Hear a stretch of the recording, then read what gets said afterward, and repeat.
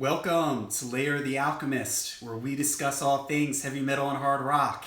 On today's episode, 5 albums that I really like, but that don't sound very good. All right, and what I mean by that is they do not sound good from an audio, production, mixing, or recording, whatever angle. And now I've made a video that I'm not sure if it's going to be up by the time that this one comes out, talking about the loudness wars. This is something you hear me talk about before: lack of dynamic range in modern recordings, fatiguing, harsh sounding things. So I'm not going to get into an explanation of the loudness wars because I have a long video talking about that.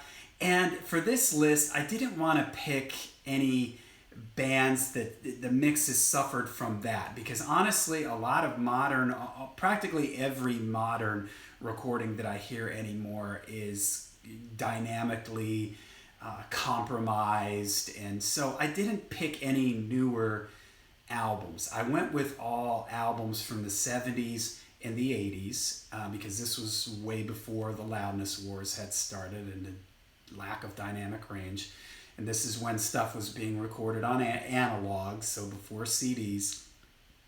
And I also didn't want to go with underground bands, or, I do my heavy hidden gems of the 70s series. And a lot of those bands, they had little or no budget, or maybe they're just demos that were pressed onto vinyl. So I wasn't going to blame them for that. I didn't want to have any of those bands. I wanted to go with bands that were bigger bands, that had the budgets, that had the record label support, that had put out great sounding albums before this and after this, but this particular album just has issues with it for one reason or another. So, all right, you'll get what I mean here as soon as I get started.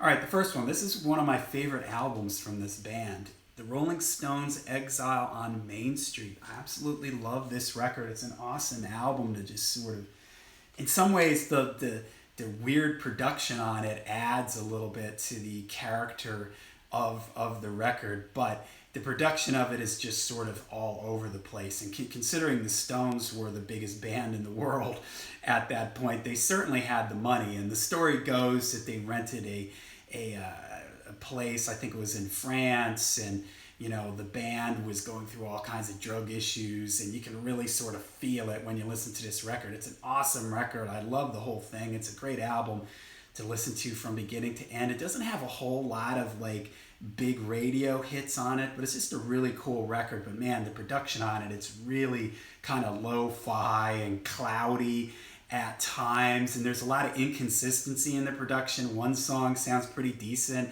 then another song just sounds like it was recorded on a handheld tape deck or something. So it's an album that I love, but the production on it is definitely a low quality production. I would say it adds to the charm of the whole record, but there's no denying that this does not sound, from a production and sound quality standpoint, as good as an album like Sticky Fingers or any of the stuff that was coming out around that time. So, all right, next, Kiss, Hotter Than Hell.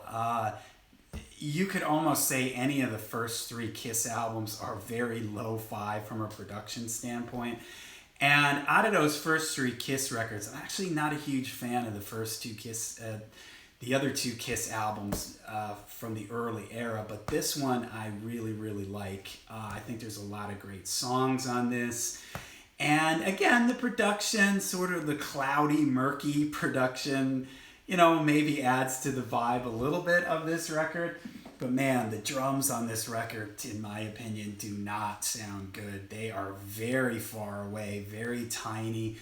The guitars, it's just a real cloudy, muddy, sort of lo-fi mix. And it's a shame because, again, I really like these songs on this album. And really after this, a Live One would come out, and then their production values would go up. And at this point in time, Kiss was still a young, struggling band, I guess, sort of. So I don't want to hold it against them too much. But man, it is just, especially the drum sound on this record, I think is just terrible.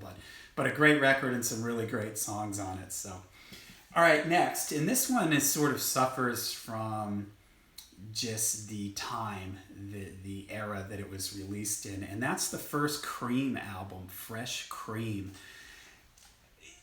You've heard me talk. I did a Beatles on the compilation, the Red and the Blue albums.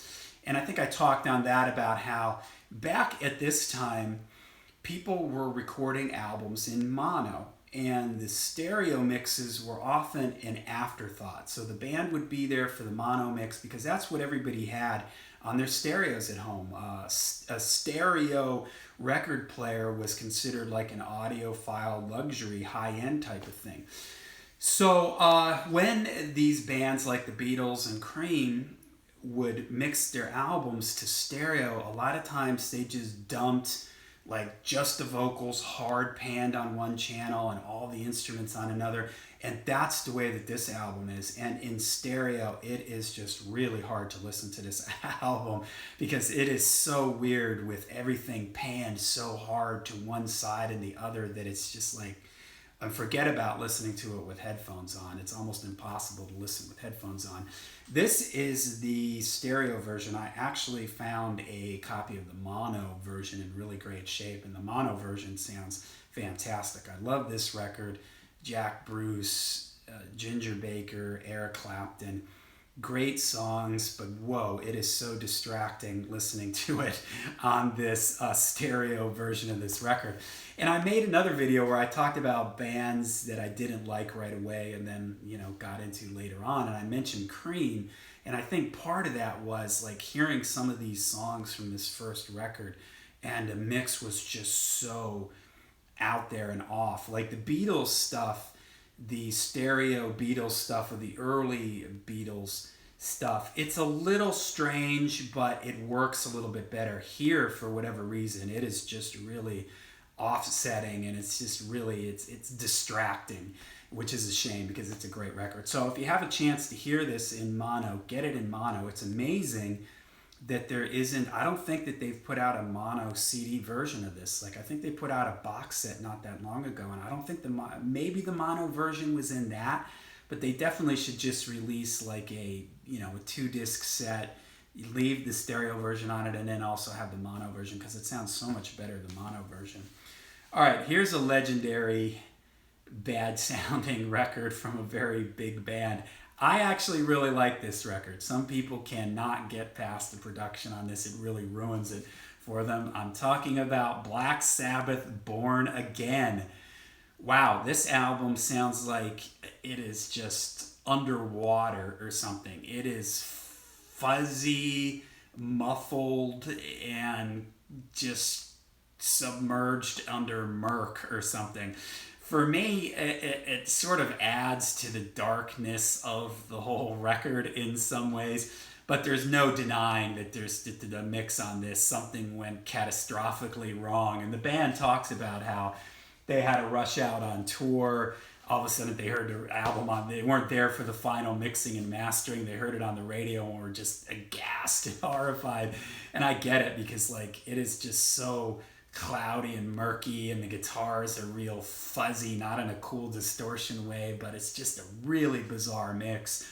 The drums are like super gated and like reverbed out and like way far in the background. I love this record. I love Ian Gillan on it. I love all the songs on it, but there is no denying that the mix on this is just legendarily bad. In some ways, this album has taken on a weird life of its own, and I'm waiting for some like doom metal band or metal band to come out and deliberately make an album that sounds like this. In some ways, some of the lo-fi stoner bands come close to this, but this is just taking murky and cloudy and all that kind of stuff to a whole nother level. So all right, so there you go. Born Again, a legendary bad but good album. All right, last one. This is another one that is just Hall of Fame for its bizarre mix, and that is Metallica and Justice for All. After this record, man, Metallica would sort of make a trademark to put out like sonically bizarre sounding records. Like I could have done Saint Anger, but I wanted to stick with 70s and 80s stuff. I could have done Death Magnetic. That album is a sonic mess, but it all sort of starts, the weirdness in their mixes starts with And Justice for All. And this album is legendary for having absolutely no bass on it. Zero. I mean, I'm not talking like it's kind of far in the background. It is just non-existent. And if you haven't heard the story, you know, the band grieving from the death of Cliff Burton and Jason Newsted, the new guy in the band, and they just told him, Lars told the mixing engineer, turn the bass to the point where you can't hear it and then turn it down another couple notches. And he did that. There is no bass on this. If you want to, go on YouTube and you'll hear they call it And Justice for Jason, where somebody took the Guitar Hero mixes from this record. When songs were on Guitar Hero, you could separate the individual instrument tracks and they turn the bass way up. And it makes this record sound completely different. So on top of no bass, the drums on this sound like cyborgs or robots or something. The drums are so like strange and like there's no like reverb or depth or punchiness to them. They're very like ticky-tacky or something. And it's an album that I love because it's really the last of an era for Metallica, and it's them sort of stretching out and being a little bit more progressive. And in some ways it sort of works. It makes the album really cold and robotic. The guitars, the two are very sort of bright, and maybe it's just the lack of bass guitar that makes the guitar sound even brighter. But man, the drums on this just, you know, they sound like cyborgs. And so it's just a very strangely mixed record, and it's the stuff of legend at this point. You know, I've seen interviews with the mixing engineer, and he just was like, hey, don't blame this on me, you know, the band forced me to do this. So all right, so there you go. There's 5 albums that I really like, but that have sonic issues, audio issues with them. So let me know what you think. Let me know some albums that you really like, but that have a really bad mix to them. And again, I went with the vinyls because I didn't want to get into like reissues where maybe something was screwed up in a reissue. For instance, Megadeth did these reissues where they remixed a bunch of those things, and that sounds bizarre. I wanted to go with original things that just sounded bad sonically right out of the gate. So, all right, there you go. There's 5 of them. Let me know 5 albums you love, but that the audio, the production, and the mixing on it is not particularly good. Let me know in the comments. Make sure you hit like and subscribe. And until we see you again, make sure you stay heavy, stay metal.